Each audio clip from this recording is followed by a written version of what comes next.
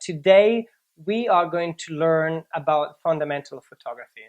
So this is a series of lectures that is divided into two different lectures and today we're going to cover the most basic important things on how a camera works and how to control exposure and depth of field. So I'm glad that you're here, and let's get started. So a camera, I think one of the main, I've been teaching photography for a long time, and cameras are pretty digital, closed box, and we don't have that connection that we used to have with film camera, which I've got a couple of here, I can show you later. But it's important for me to remind people how a camera works. And a camera is nothing less than an empty box where projection happens. And actually, the word camera comes from Latin, which means room. Because back in the days, this is what happened. I mean, as you can see here, there was a hole in the roof somewhere, and what was outside got projected very dimly on a wall, and people just noticed that. And a camera is pretty much the evolution of this big room with a projection. And what's worth to remind is that whatever we see on reality, it gets projected upside down inside a camera. And all we did in the years is to make them a bit better, sharper, more luminous, so that lights could be recorded well. So, and I picked this camera to show you guys. This is a large plate camera, which is very different from what we have here, but we'll come here into a minute. Why it's important to see the large plate camera is that a large plate camera is empty. This is a 2 standards, then it's connected by a bellow, and at the front, it gets a lens and a projection screen where the film used to be placed and the image recorded. Basically, what we see here is the fancy translation of what it used to happen here. Imagine in front of the hole placing a lens that gets us image sharp, and at the back a mean of recording that image, whether it's a digital sensor or as used to be a film plate or something. And so when you see a camera like this, basically that's how it works. You can literally take the lens off and you can put your hand through, because that's nothing in there, which I find quite fascinating. Modern cameras, well, this is not quite modern, but they resemble our modern cameras, are a little bit more complex than that. But why? Because they incorporate a lot of extra function, and they're digital now, and the electronics, but the principle of how the light works through these cameras is exactly the same. And how they work is basically like this. This is a DSLR. We have a lens at the front. Let me show here. We have a lens at the front here that hits a mirror. The mirror project the picture up here in the pentaprism that flips it over for us to see. This is the viewfinder, that's where we place our eyes. Basically what the lens sees is what we see here.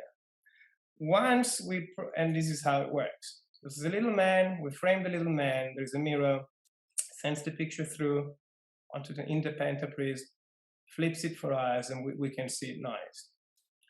Once we press the shutter, what happens is that the mirror that used to send a picture for us to see in the viewfinder flips up, and that's why we hear the noise, and the picture just gets recorded onto the digital sensor.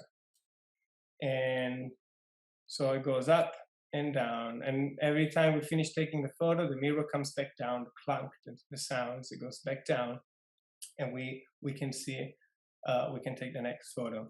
That's why when we press, if you have experience pressing using a DSLR and you press the shutter, for that small moment you'll see a blackout through the viewfinder. It's because when the mirror goes up, you actually can't see anymore what is in front of the lens, because it's getting projected onto the sensor, and that's why we see the blackout for a moment before the mirror goes down, and then we are able to see again what's in front of the camera. Something I forgot to mention right at the start is that if you do have questions, if you have any question, please stop me or raise your hand or write in the chat. I'll try to keep an eye on it. And maybe Elizabeth can help with that too. It's because that's the beauty of having a live education. If you have a question, just raise your hand. Otherwise, I'll keep going, assuming that it was clear enough. So, coming back to the presentation here, and this is basically how a normal camera works. Any camera works. It gets some light through a lens, it gets projected onto a sensor or to a film plane. When you're approaching a camera for the first time and you go in a shop, there are literally so many different cameras and it's so confusing. We won't go into details of all of them, but we are going to mention something really important today, which the first question a person is going to ask you is, do you like a full frame or a crop sensor camera? And that can be quite confusing. And in this little picture that we have here, it pretty much shows us what a full frame means. And a full frame is basically you are going to have a wider, larger sensor size. And a crop factor is this blue one or this red one. It's just smaller, and different crop factor can make the sensor. We can have a sensor smaller and smaller and smaller. Now, why is that? We don't go there or why that happened, but it did happen, and there's some good and some bad. But how does that change us? Why do we need to care about it? And it's important because it changes what lens we're going to buy and the way the camera will record, how much the camera will be able to record. So let's say that this is a camera, this is the back of a camera, and let's say this is a full frame camera. And a full frame camera will be able to record, and if that is the size of the sensor, and it's not to scale obviously, but if that's the size of the sensor, the projection that happens inside the camera is always round because the lens will project something that's round, okay? But since the sensor is rectangular, that's the portion that we capture. That is the portion that we record. And so if that was a 25mm lens on a full frame, let's say that we managed to capture that much. What happened is that if I have a smaller sensor, as you can see now, the smaller rectangle in the middle, the same lens, the same projection, but I can record less. So if you can see, the first one had this wider recording area, and the second one just a tiny less. And this is the main reason that is important. Well, one of the main difference, lens ratio and aspect, that different camera size sensor will record differently. So if that's the picture that you get on a 24mm on a full frame, this would be the same, the smaller picture that you get on a crop sensor. We can refer to angles, or how much angles of view the lens records, and a same lens basically effectively changes how much the angle is. So on a full frame, it's compared to a crop sensor, your angle of view would be bigger compared to a crop sensor. And it is very easy to find a chart like this, and if you're interested, if you never seen it, it's a conversion chart, and it basically explains that if you have a 20mm lens on a crop sensor 1.3, it lights as a longer lens, and on a 30, it becomes a 30mm on a 1.5, or 32 on a 1.6 crop factor, and so on. A step back, because we haven't talked about lens that much, and we'll talk more about lens in the next chapter, but for those that are not familiar with focal lengths, a 10mm lens will record that much, for instance. A 20mm lens will record less. And the bigger the number, the narrower the angle of view that we have. So a wide angle is a lens that captures a lot, and usually sits with low numbers.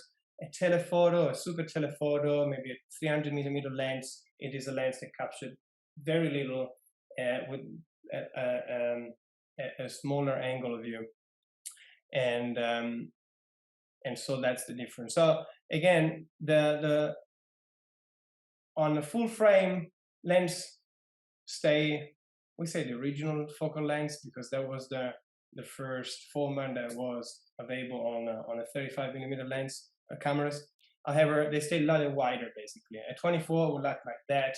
As soon as you crop the center, we go smaller and smaller and smaller. And so deciding what camera to buy, it's important to know whether you want to buy a full frame or a crop sensor camera.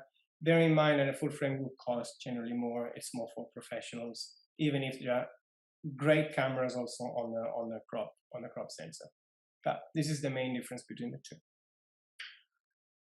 Going on, and this goes a bit in details, but for those that are more curious about how a sensor works, a sensor is basically has got a lot of pixels, and we've got three color pixels: RGB, the red, the green, and the blue pixels, and each one of the pixels can only record its own color light. We know that all the colors that we see through our eyes works exactly the same. We have cones in our with sense cones in our eyes that reads RGB as well, and with these three colors, mixing them light color, we get all the colors that we can see at least. And so a digital sensor copies that, and by sampling how much red, how much green, and how much blue inside the computer of the camera would render any color that it outputs a different type of colors.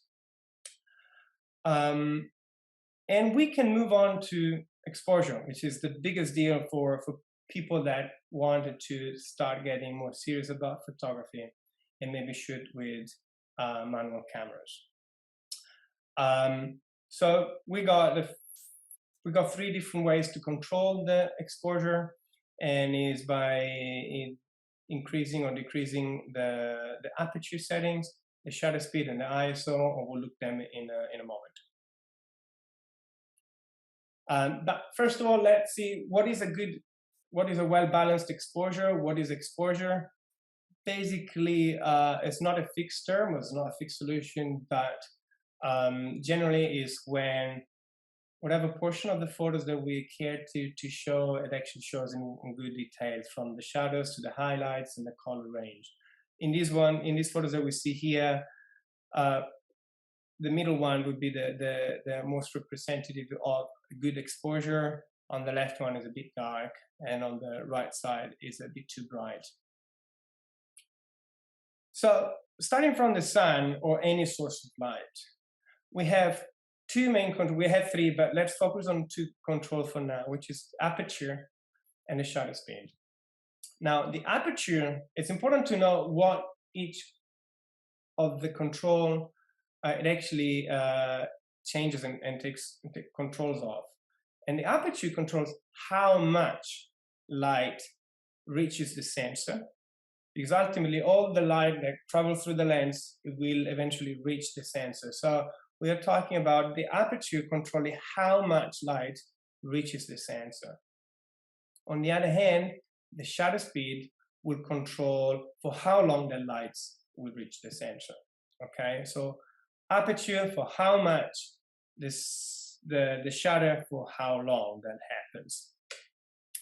And let's look at the aperture. The aperture is inside the lens, and is basically a window through which the light travels through. And the larger the window, the more light will travel through, and the closer, smaller the windows, the less light will travel through. And so those aperture settings have funky numbers, and these are the most generic numbers, but there are numbers in between. And it is important, and I can't stress enough, it is important if someone wants to learn how to use an exposure meter, but in general, it's a good practice to learn this number by heart. It is important, just a little reminder. However, coming back to the basic, aperture it is something physical. Every time we change the setting, this window closes and opens accordingly.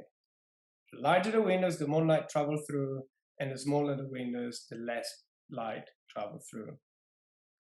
The shutter speed, on the other hand, is once we establish how big the windows is, for how long are we leaving these windows open? We're leaving that for an hour, for 10 seconds, and in photography, very often it's milliseconds or parts of a second, okay? And obviously, the longer we leave that on, the more light we have. Since it's summer here, or the end of the summer, it makes me think about the time a lot of people go tanning themselves under the sun. And if someone stays an hour under the sun, they definitely get more tan than if someone gets 10 minutes under the sun. And photography, if the analogy would be the exposure, the longer you stay under the sun, or the longer you leave your shutter speed on, the longer the shutter speed is, the more light, the more tan your photo gets in a way. Okay, so again, here we have some of the main settings. There are more numbers, but these are the, let's call it the classic, from 1 second to 1000. And you notice that they double or half. So starting from here, we have 1000 of a second. Let's go below 1000 of a second. And then goes a little longer, which is a 5000 of a second, and a 250 of a second, and so on, until you reach a quarter of a second, half a second, and 1 second. Each interval actually is doubling the amount of time in this case. So a quick check-in. Aperture is the size of the windows, and let's more or less slide in accordingly to how big and large this aperture is. And the shutter speed controls for how long the light travels through, and the longer, the more lights we'll have. And so, if for a moment we can think of a good photograph, this is a famous analogy that you find on the internet. But if an underexposed photo is a bucket with little water in it, and that gives us an underexposed photo, so it's a bit too dark. If, on the other hand, too much water spilling all over the bucket is overexposed photos, in this case, we can see that a perfectly filled bucket is what we consider a well-exposed photograph. Okay, so with that analogy, we can kind of see how these things, the aperture and the shutter speed, might be able to work. So I can fill the bucket by increasing the size of the pipe that's filling the bucket.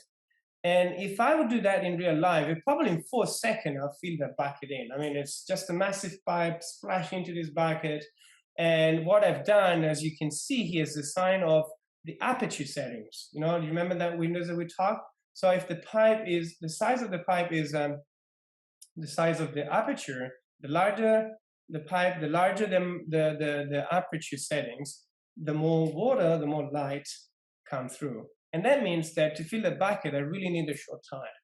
So I might be able to do that in 1,000 of a second.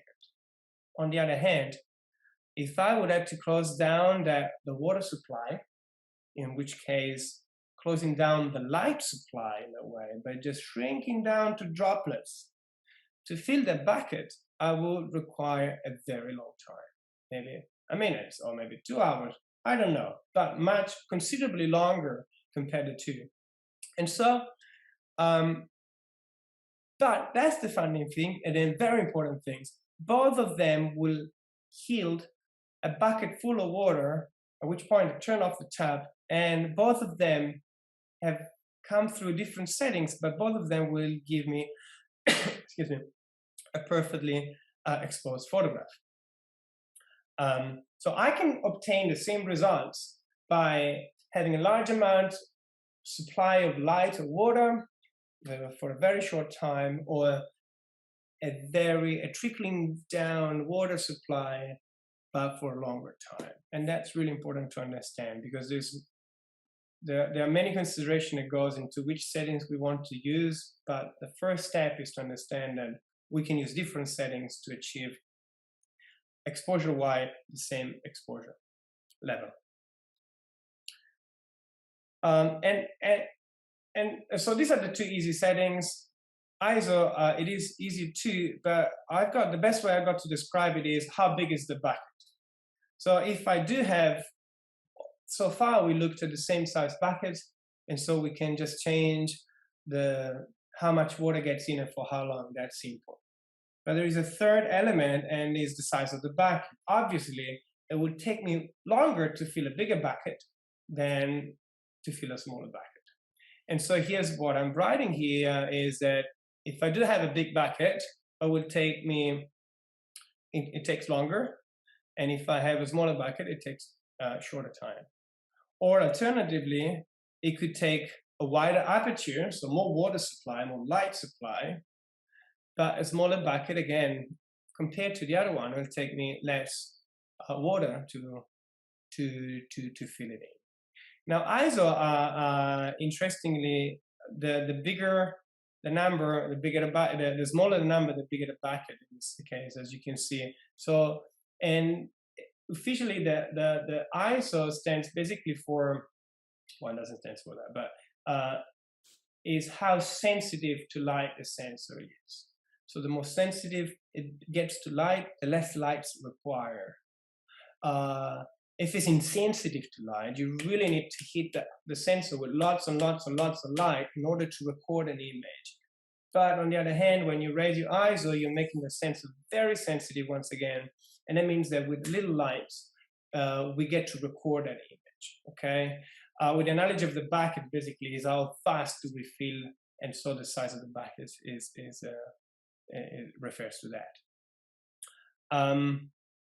Do you have any question, Farah, or anyone else? No? Okay, if you do, let me know. Otherwise, I'll keep going. And so again, here we use the three different ISO. As you can see, we have a smaller bucket for the high ISO and a larger bucket for lower ISO, and we get the same picture. But how? Well, if we use the same aperture like we did here, the same water supply, we'll have to change the time. And so here it would take simply longer time, and it would take less time to fill in here. And this is just another sample. So looking at the three different ways to control light and exposure, more than light, I've drew this picture, which on the left side will generally have darker results, will have darker results, and on the right side, the settings on the right side will yield brighter results. So we generally find this the other way around. We start from 2.8, we really flip these things. We start from 2.8 onwards to 32, and also for the shutter speed. But I've reverted them because on the left, a closer windows, so a closer aperture will give me a darker result. If I leave that windows open for a very short time, like 1,000 of a second, 2,000, 4,000, 8,000 of a second, it will again yield a very, very dark result. And the lower ISO means that the sensor is not that much sensitive to light, meaning it requires more. And so lower ISO, it really gives me a darker result. On the other hand, if I find my picture to be too dark, I can either open the windows a bit more, expose it for longer, or increase the ISO, and now we'll go into brightening these photos. So we want to be somewhere in the middle most of the time, where it's a good starting point, and we have these three ways to measure to control lighting.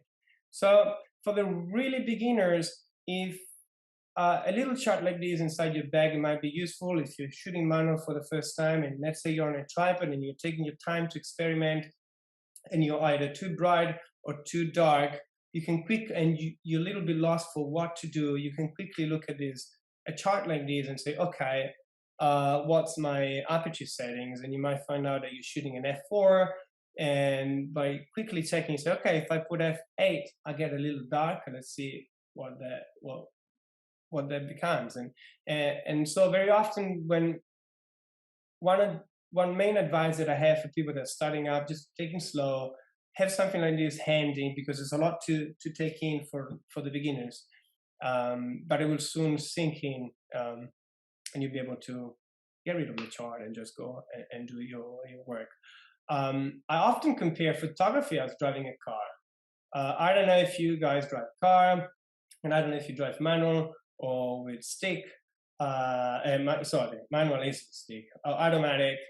But I drive manuals, and the first time someone gets to drive a car manual, they think of clutch and accelerator and brake and overthinking every single move. And photography is very much the same. It's overthinking every little things, and can get a little dangerous when we are behind the wheel, not that much behind the camera. But give it a bit of time, and anyone drives a manual or even automatic, you don't think anymore. You just do so many things at any given time, put indicators, steering, and whatnot, but without thinking anymore. And photography is very much like that. It takes a little practice to get used to, but once we do, it becomes second nature. So for those ones that are frustrated, that is really complicated or hard, don't worry, just practice a little more, and it will soon be second nature to you all. Okay, moving on. So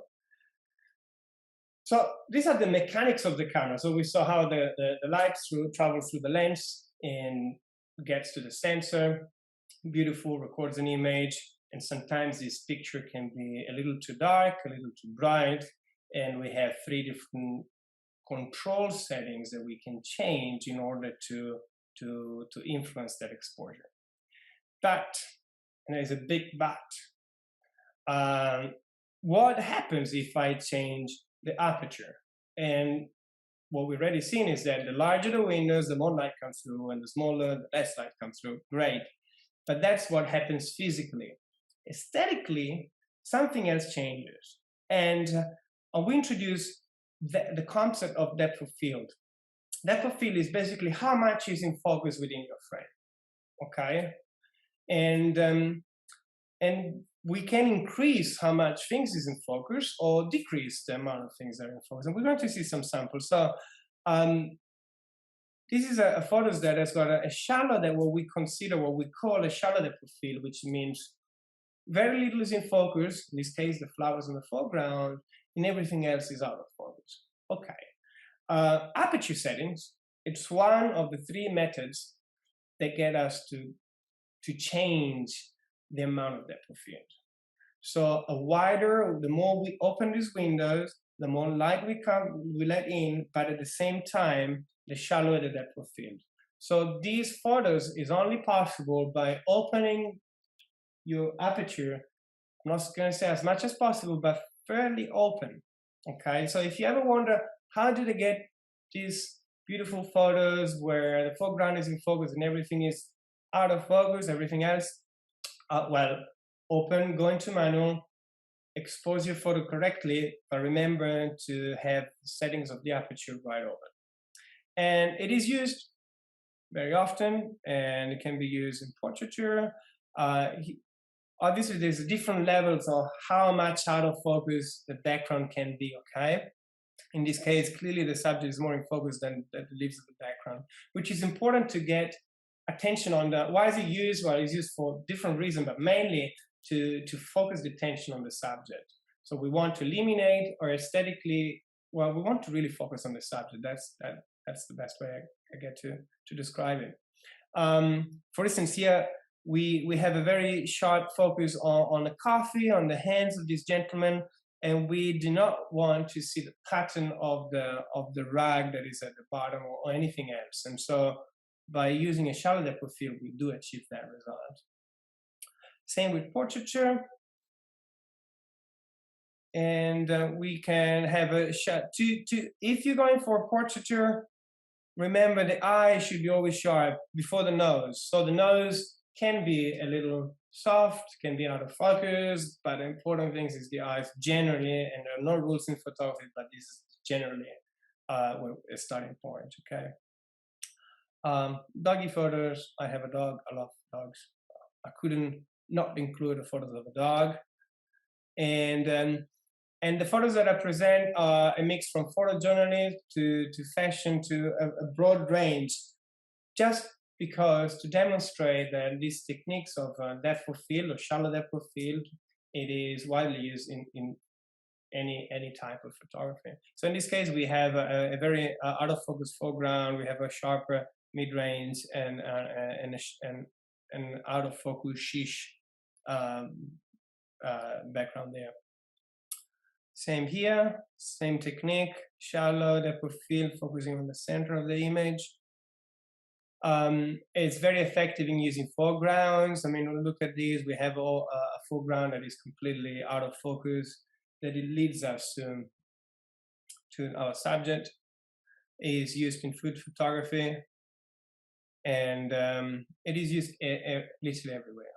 On the other hand, if we do close these aperture settings, we obtain exact opposite results. So from a wide open, shallow depth of field, very little in focus, to closing down the aperture, we obtain the focus, the things that are in focus just get more and more and more in the field of focus. So we started with that yellow flower that was only in focus, and now imagine being on the same field and closing down your aperture, and you get lots of flowers in focus.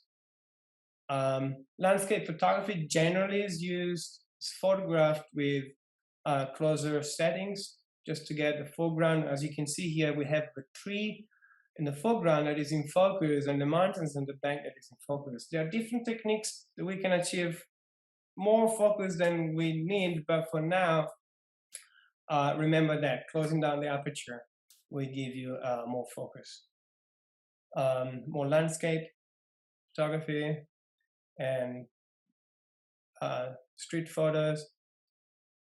Again, we have focus here. It's very sharp here, still sharp down here, which helps. In this case, why do we do that? Before we wanted to isolate the subject. Why can't we do that now?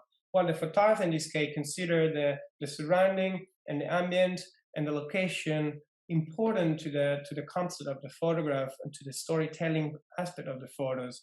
And so that is brilliant, because we can decide whether we want to communicate the whole message through including that or focusing on the subject. And in this case, obviously, like all of the others, the photographer chose to show everything in focus, as it determined that was important to achieve the communication that it was after.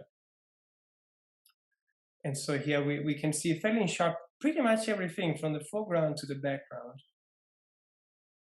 And as you see, there are tons of different styles of photo that can apply to fashion, to anything. Documentary.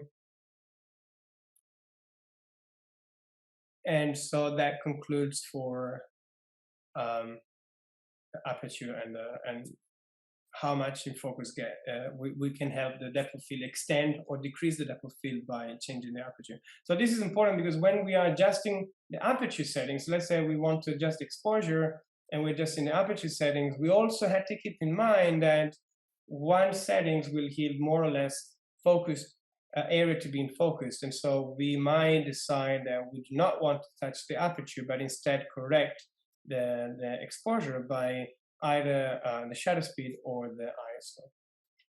And the shutter speed controls two different things. A fast shutter speed will generally freeze the picture, a movement, and that's why we have a man running here, or a person running. And if we shoot with a fast shutter speed, we normally be able to freeze that motion. And on the other hand, if we do have a slow shutter speed, it will be blurring out. Both techniques are valid, both techniques are used, and one is called freezing, and the other one would be called slow shutter speed photography, or different ways, but it all means the same. So freezing, using a fast shutter speed, it normally used, or generically is used, a good freezing usually is when we freeze something that we would not be able to see with our human eyes, and that usually yields a more surprising results. And that is what we tend to use freezing for. And so another dog. Sport photography. uses a lot of freezing technique and also blur. We'll see slow shutter speed, but freezing probably it's just gonna say it's probably used more frequently. And as you can see, we could see the man falling off the horse, but we'll never be able to record that in that so sharp and being able to look all of that, even the man falling here. And that's why freezing becomes more spectacular. When it gets spectacular is when we'll be able to see something that the eyes is not fast enough to record. Yeah, so more sport photography and the sweat flying off, the men being punched. And yeah, couldn't help them put so much sport photography. And something that happens about freezing is that it's that we get to freeze water, and we'll never be able to record that with our eyes, but through the cameras and a fast shutter speed we do, and it's very often used. Look at this. This is just a workshop that we've done, and that's fantastic for that. And so it's used in advertising as well for things like this, and for any things that you want to do in life that contemplates recording something that moves fast. Okay. On the opposite hand, if I do slow down the shutter speed, I attain that everything gets to move and blur out it moves. And so it's important to remind that this type of photography that we're seeing now, it requires a tripod. You can't shoot this freehand, or better you do, but then you have two movements. One is of the subject, and one is that you can't hold the camera that still. And so you introduce camera shakes due to the fact that you can't hold the camera that still. So slow shutter speed photography requires the photographer using a tripod so that the camera stays still, and the longer shutter speed let the subject movement blur the picture. Okay, and so that's how attained. Any light striking photographs, light trails photographs requires a tripod, and it really depending on the apertures and the ISO, but it could be a 2 second, 4 second, 5, 10 second exposure, and it will create that movement. This one might be different, but again, we could decide to freeze this bird and see it perfectly crisp and clear, or the photographer in this case, in a quite difficult manner, managed to photograph the bird with a slower shutter speed, and that created that movement, which is quite poetic, beautiful. Sport, we've seen before that sport usually is generally shot with freezing, but that's not the only way we can photograph sport. And this is a good sample of an athlete working, and the shutter speed being slower, it just records, ghosts the subject out in a way.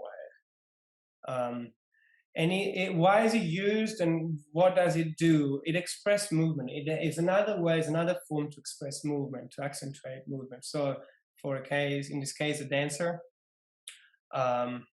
tennis table,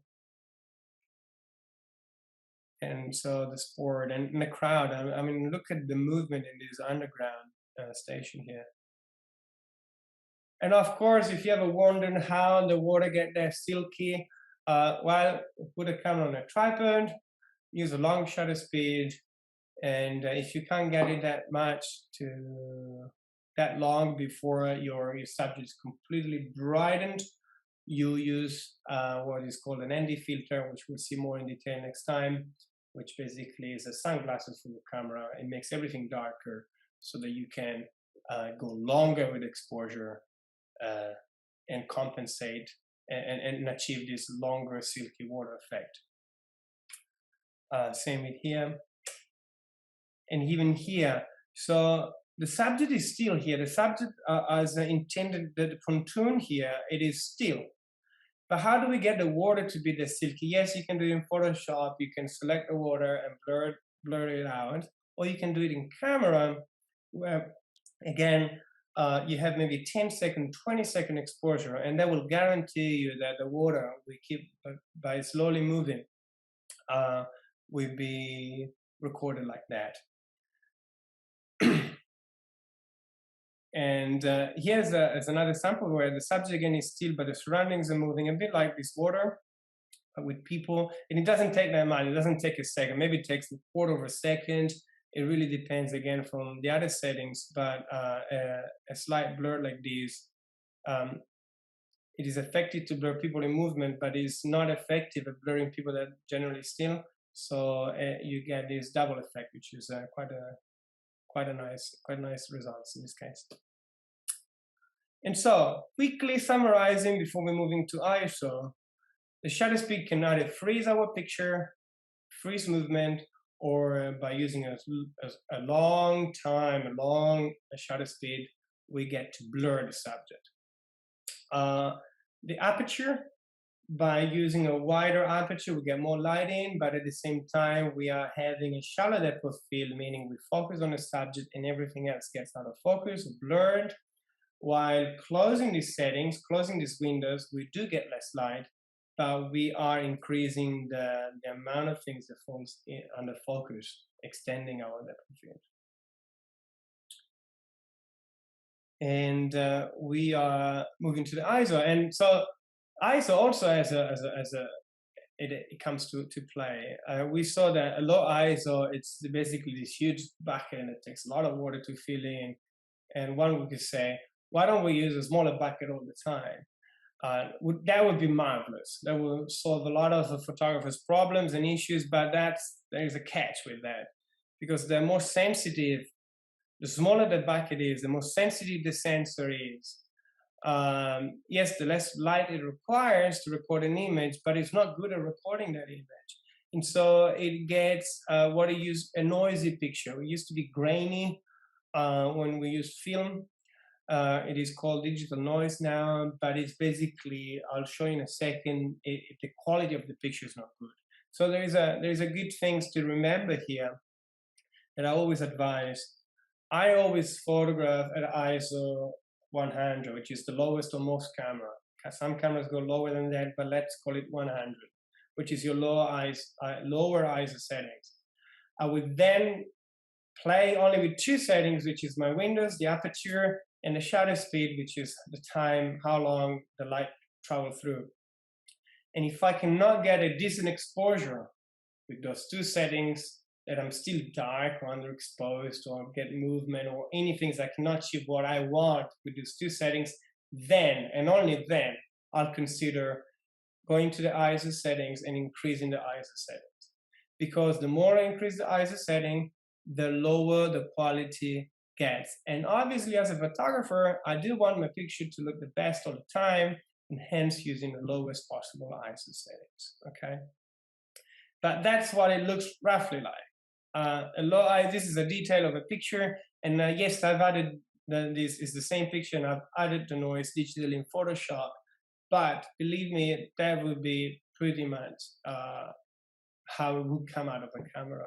If you shoot with a low ISO, you get a better definition, like these photos on the right. If you do increase your ISO at 3200, 6400, and crazy 0 and hundreds, thousand, millions that modern digital camera do allow us to shoot at, you're basically breaking the photos. You get this incredible noise to the point that the picture really doesn't look good anymore. And let alone retouching these photos, it's really hard to work with a photo like that. And so once again, a good reminder, shoot with the lowest possible ISO, play with the aperture settings and the shutter speed settings. And when you can't achieve a well-exposed photograph, then consider increasing the ISO level. And before we jump to the next, I'll take 2 minutes off so I can drink a glass of water. But before we do that, every camera is different, but they're not that much different from one another. And usually again, we have this free control. While there's a menu, every camera, again, we should be able to confidently look at the menu, at the manual, and find out where the dials are or how to change those settings. But usually there are two wheels, and we can assign one or the other. But off the camera, the large one here would control the aperture settings. The wheel on here would control the shutter speed. Maybe it's the opposite. And to go into the ISO, usually you have to press a button and then again spin one or the other wheel. Okay, so that's really important. So we did look how, we look at the camera works. We saw that 3 different tools that governs how to change the exposure, and we also seen how the image is affected by those tools. So a quick recap: aperture, and I'm going to stress this, I'm going to repeat this because for beginners it takes constant repetition on this notion, because I remember when I started reading this on a book and got close to photography, I actually reread it, re-looked at it, then I grabbed the camera, tried it, and it wasn't digital, so I tried things and I developed the picture maybe, I don't know, a week later, and so I had to remember what I did. It's way easier today with digital camera, and I encourage you to look at this and get practicing, even if it's 5 minutes a day. Okay, how does this work? Remind me. Let's have a look again. So the apertures and so on, and is by this repetition that you get familiar and confident. And when you are there on a job or any fun activities that you're taking photos of, you're not going to think twice about it, but you'll be instantly able to come back with well-exposed photographs. Okay, really important. So aperture setting controls how much light comes through in, and it's big windows or small windows. And the larger the windows, the more light we let in, the smaller, the less. And it affects our photos by changing not only the amount of lights, so the amount of light, but also how much of these photos gets into sharp focus. So the closer the settings, less light and many more things in focus. And here's something: when we can't see properly, or we want to get a better, closer look at something, what do? We squint our eyes. And by squinting our eyes, we are actually closing, we're acting like the diaphragm. We're closing at the diaphragm of our eyes and to get a bit sharper. Okay? And so the camera. On the opposite, the wider it is, that's my dog, shaking out. The wider the aperture setting, the less things fall into focus. Shutter speed. The faster we record, the fastest the shutter speed is, the most likely we're going to freeze whatever action is in front of the camera. And by slowing it down, if something moves, we have the ability to actually blur the subject to make it look that is out of focus. Not out of focus, sorry, that is blurred. It's slightly different. So continuing on, and finally, ISO. The lower the ISO, the better quality image we get. Yes, we need more light to record a picture on our sensor, but we do get a good recording. If, on the other hand, we increase the settings, we do require less light, but the downside is that the quality gets lower.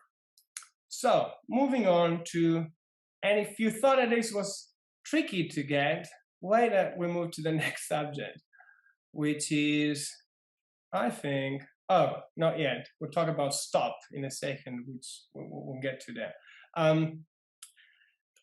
This shows a histogram. A histogram is nothing else than, well, it's nothing else. A histogram shows you, it's another way to look at your exposure. How do we do with digital camera? We take a photo and we usually look on the screen and we see, is it too bright? Is it too dark? Let's adjust and take another photo again. And if you are used to your camera, and if you know how the LCD view compares to a computer, often enough it looks perfectly bright in perfectly exposed on a camera, and then you grab it, you bring it to a computer, and it looks darker than you used to. How comes? It's because the brightness of the screens are not necessarily matching. A little tip: if you have a camera, go into the settings of the brightness of the LCD and never use it at the max. Usually, let's say it's got seven lines to the max, maybe use it 6 or even at 5. You want to be more, another things you can check is compared to your computer. So put a setting, see, okay, that looks well exposed, bring it to your computer and see whether that match, and adjust the brightness of your LCD that way. Or you can use histograms. And the histograms, you can bring them up. Some cameras, some settings, they pop in already with your photos, just very small, or you can press info at the back of your camera, and it prompts you. It shows you the histogram. The histogram basically, it shows you, it looks like that. And as we can see here on the right side, it shows the dark side of the image. On this side, on the left side, sorry, excuse me. On the right side, the highlights, and here in the middle tones. Now, a well-exposed photos will have these mountains, these peaks, well distributed across the image. Because generally speaking, again, a photo will have some dark zone, some highlights, and some mid-range values. And so a well-exposed photograph of that kind will show that translate into a histogram like this. So on the other hand, a histogram that this photo is a bit too bright at this stage, and the histogram will look pretty much like that. Will all be skewed to the right, will all be pushed to the right.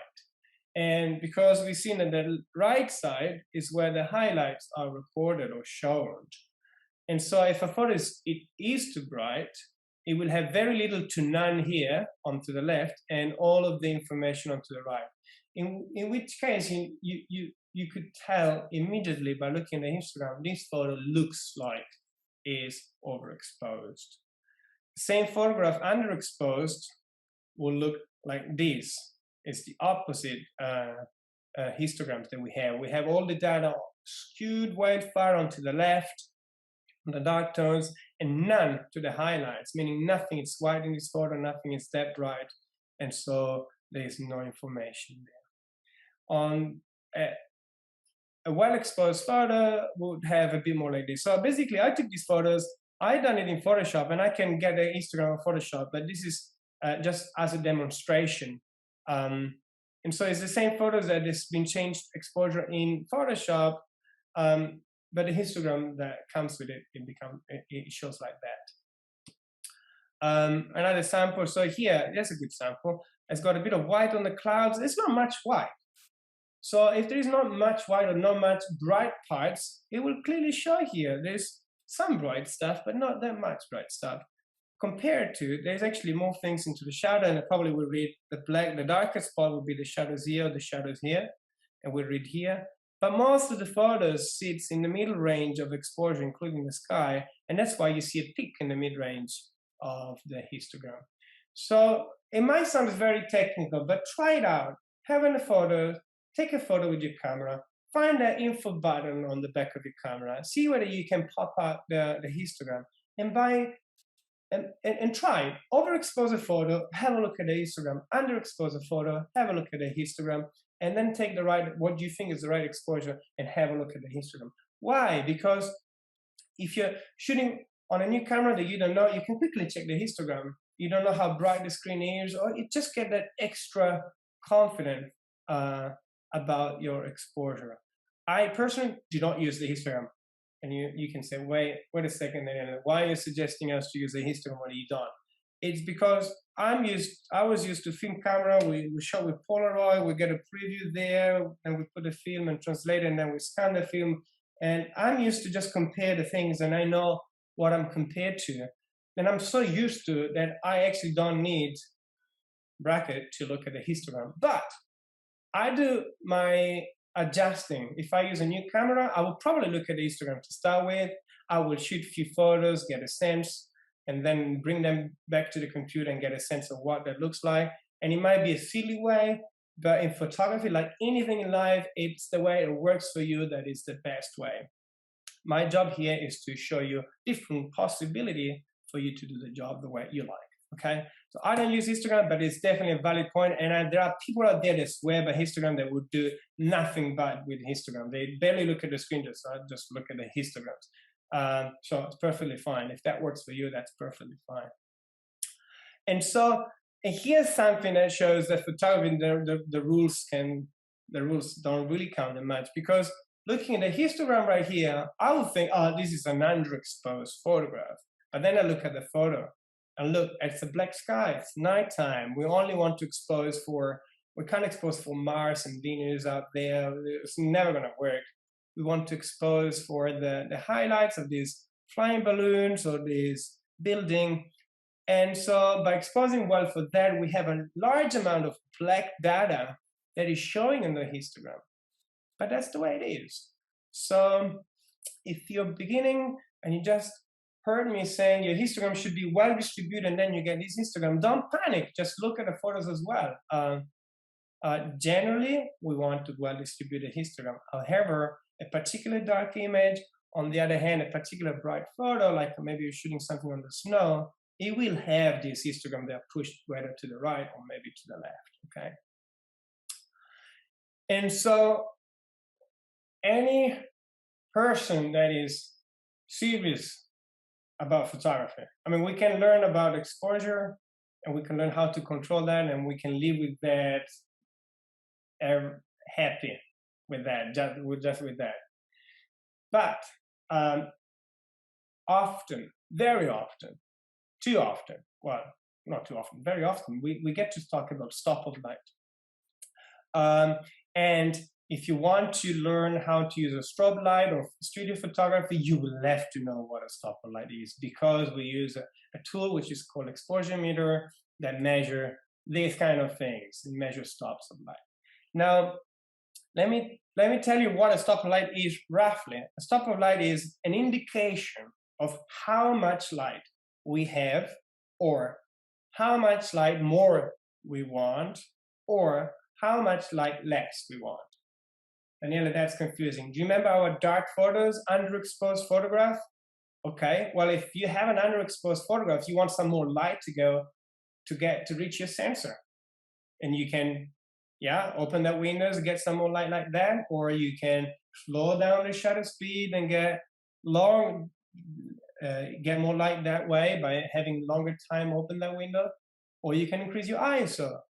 But that, whatever amount of light you're giving to is referred as something stop. It's a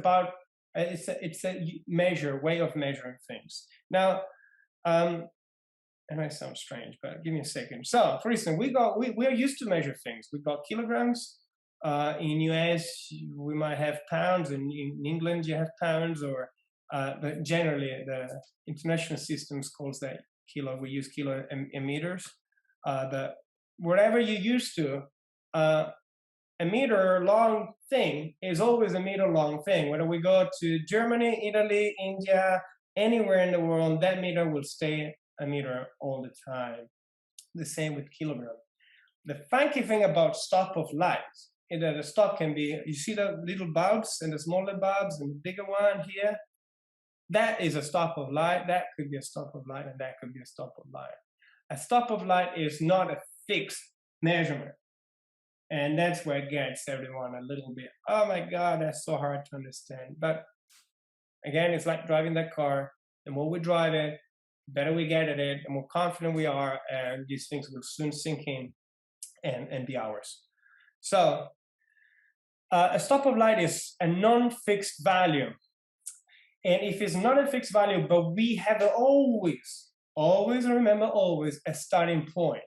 Because I cannot come to any photographer and say, give me a stop of light, or give me two stop of light, three stop of light, 3.5, 3.25. The answer could be starting from where? Okay? If I come to anyone and say, give me a stop of light more, from where? What's the starting point? And usually the starting point is the photo that you take, the exposure value that you take. So you put in your camera settings, and you have, I call it here the starting point. You got 4 bulbs, okay? Let's call it just the bulbs. And that gives you value. That might give you a perfectly exposed photo. That might give you an underexposed photo. It doesn't matter. It gives you a photograph with a certain amount of light. Because remember, when we take a photo, we're letting light in, and it reaches the sensor. So that's our starting point. We take the photo. Whatever we recorded is that starting point. In this particular case, was 4 bulbs. Great. Now, if your photo it's too dark, what is that we do? We we are increasing the number of, we want more light, okay? So, but how much? And that's the tricky part. Well, we call it a stop. We might want half a stop of light more, one stop of light more, two stop of light more, which with experience, you'll get to know how much that accounts to. So, but the funky thing, the important things to know is that a stop of light always, when we say one stop of light, it always doubles the amount of light. And when we say one stop less of light, we halve in the amount of light. So that's why a stop of light can be 8 bulbs, or it can be 2 bulbs or 1 bulb. It doesn't matter. It's important to know the starting point. So if I take a photo and it's too dark, I'll try to make it brighter by 1 stop of light. And what is that I do? I double the amount of light that reaches the sensor. That's what it means. And I can do that by opening the aperture, or making the shutter speed longer, or by increasing the ISO. Now, I don't know if I got it here. Let me check, because it's important. No, it's not here. I should have placed. Let me quickly go back. Quick. Let me quickly go back. Okay, almost there. Here, I needed to put this chart back in there. So why have I mentioned before? If you remember before, I mentioned it would be good practice to learn these numbers by heart.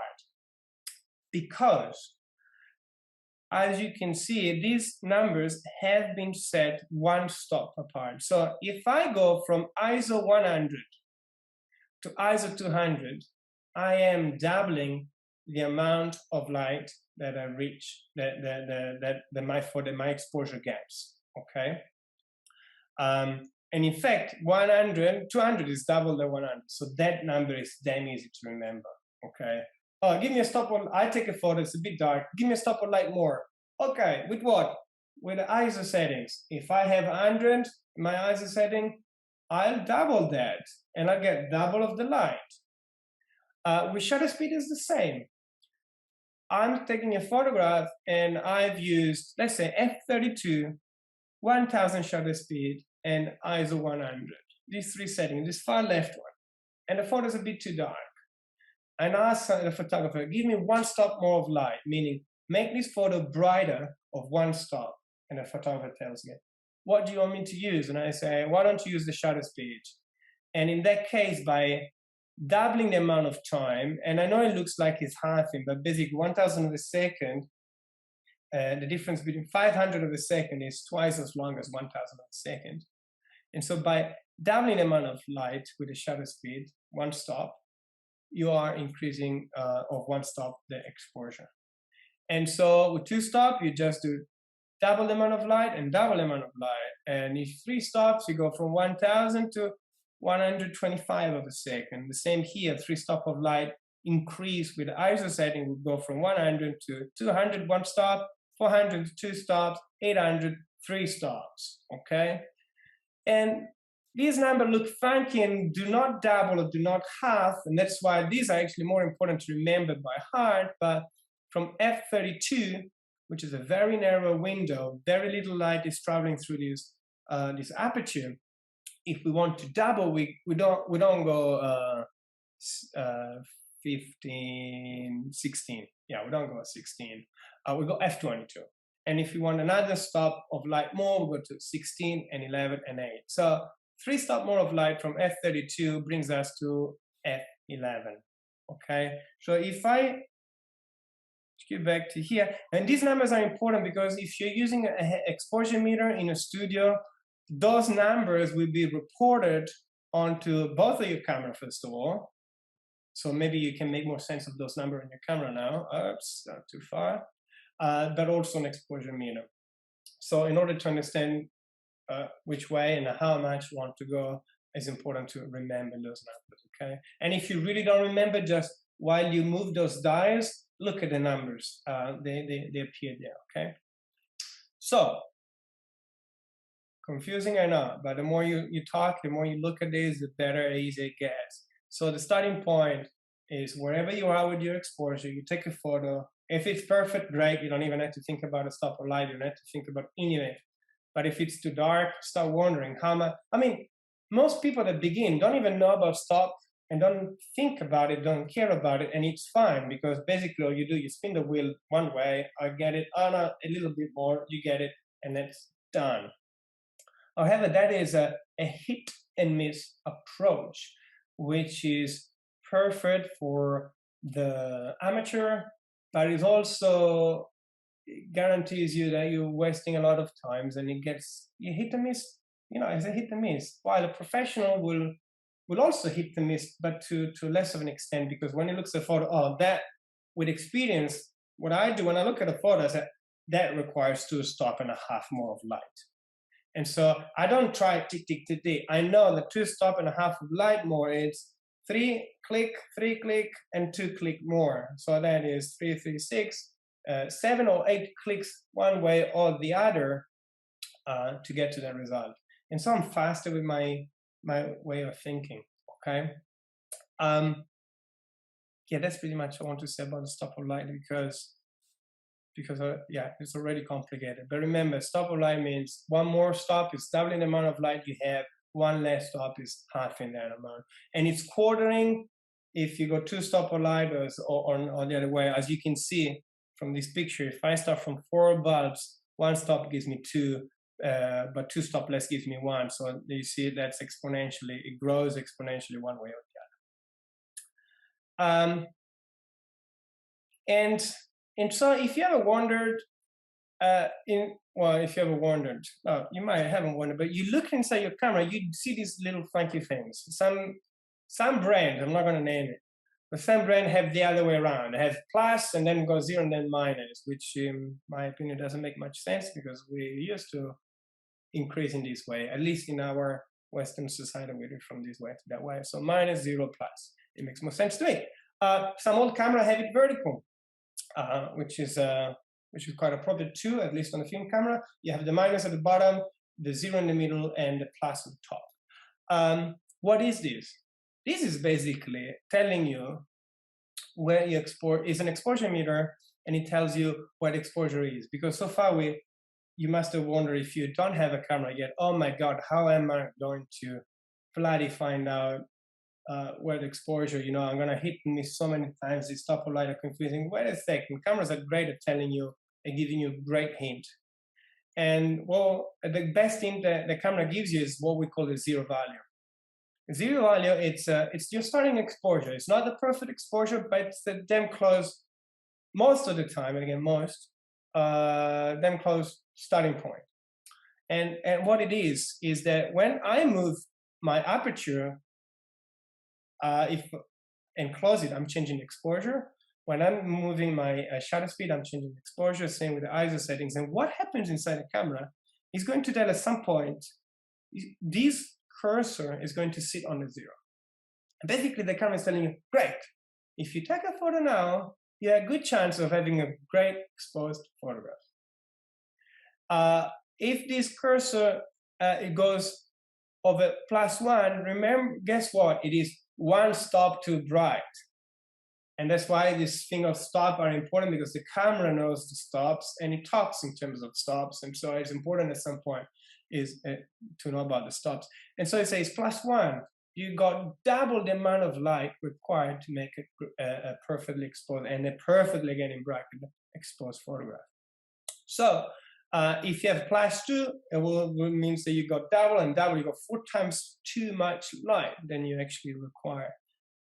And remember that some cameras have actually got a +3, a -3, but most will stop at +2, -2, and it will blink on the plus. I mean, if it's on +10, which is way, way over bright, which means if you take a photo, it's white, it will blink on the plus. It won't tell you by how much. So you'll have to kind of find your way through back the exposure before you know what it is. And so a good exercise would be to have a play. Look through your viewfinder. This thing sits either on top here. You can have it written here. And usually it'll also go through the viewfinder. Find out when you're starting photographing, just trying to hit the 0 value, take a photo, look. And you can play, look at the histogram. Trying a bit brighter, maybe works best. try darken, maybe that works best too. Okay. And we are at the end of the exposure side of things, which is the bulk of this lecture, because it's the biggest things that set, well, it's the biggest and the most troublesome things that a young photographer, someone that is approaching photography for the first time, is going to experience, and is what puts off most people. And I don't blame them for, but you just need to stick a little longer. Maybe it's a week, and then it hits you, and try again, and try again, and you will get there. And if you don't want to learn much about the stops or anything, just try to hit that zero value and then move it on from there. But in a word photographer, it's a better photographer because it misses less opportunities. Let's say you're getting good and you're shooting the wedding of your friends, or something that is important to you, and you just miss the exposure. That moment is never to come back. And so being more aware about how these things work, it will help you become a better photographer for sure.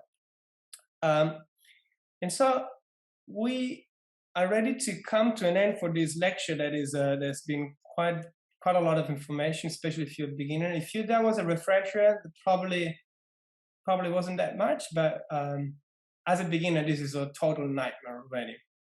But I want to give you one more thing, which is I've named before the aperture as the tool to increase or decrease the depth of field, which is again the amount of things that are in focus within your photograph.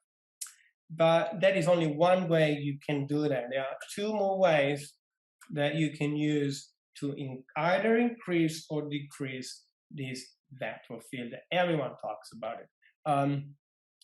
Something interesting that I've noticed in 20 years of doing this work is that when young photographers, by young, we can be young at 50 years old. I mean, by young, when people approach first photography, they are overly excited by depth of field, which is fair enough, because all of a sudden we can do this super cool duper photo with very little in focus that we couldn't do before. And people go crazy. And the result is that most of the time, these young photographers are going to overly open these aperture settings, overly use these things. And when I was checking for photographers' works and assignments, works of proper stuff, a lot of the time we had to throw away the photos because then we need to be in focus on many different things. And a shallow depth of field can get people in trouble, okay? We can't bring back focus. Once that's gone, it's gone. And people spend all sort of money to go to buy a lens that can open these windows more, because we haven't talked about lens today, but there are lenses that open wider than others, and the one that tend to open wider, they actually cost considerably more. And I've seen people buying these lenses that they open incredibly much, but then I then really have to think, how much would I use that? And as a professional, that's one thing. But as an amateur, that may be $1,000 safe that you can buy a second lens, because you're never going to use that settings anyway. And so, yeah, just a quick reminder. Now, so closing or open depth of field. Imagine a man running towards you, and you're focusing at 10 meters. There's a scale there, and this is just all imaginary, okay? That's not to scale or anything. But we're focusing there, and we are using an aperture of 2.8, considerably open, okay? Some of the lenses won't even reach these apertures, the cheaper lens, and this is a starting point of a professional lens. Then the super expensive will go lower than that, f2, 1.2, 1.4, 1.6, and something like that, however. Now, if the man is in the same exact spot, same lens, same everything, but I change the aperture setting by closing a little more, I say to f8, I increase the focus. So everything in the red area is the things that is in focus. So if there was a tree here, or another person, or a building, anything within this red zone, I would be in focus, okay? So you can see, the more I close this window, the more I get into focus. And so when I go to f22, I get pretty much everything in focus, okay, at that distance. So number one way to increase or decrease It's by closing or opening your aperture settings. And yeah, I'm back on. Okay. Now, the second way you have, you're capable of doing this is by changing distance. So look at this. Now we have a man that is very close. He's only 1 meter far away from our lens. And at f8, oops, wait a second. Yeah, f8. f8, in this case, when the man is 10 meters away, we get so much in focus. But if the man gets closer, or the subject gets closer, or we get closer, the closer your subject you're focusing, the less depth of field you get. Okay, so if, for instance, you used to get everything in focus at f8, and now you're getting really close to your subject, you're not getting everything in focus. It's because you're focusing that close. And so here it shows you that this is shot at f8, f8, and f8. But the depth of field that I get at f8 close to me, it is considerably less than the depth of field that I get at f8 shooting at 15 meters or so. Something that we haven't talked about it is that the way depth of field works as well is that it extends beyond and behind the focus point, but also in front of it. And there's a rule that it extends 2/3 backwards and 1/3 forward. Okay. And when you're amateur, it doesn't really matter. But when you're professional and you're trying to shoot, get everything in focus, we use that to our advantage. Meaning, if I want to get my man in focus and he's here, I don't focus on his forward part, but I photograph usually 1/3 in, because then I use the 2/3 to cover the back and the 1/3 coming towards me to cover the front. So, quick recap.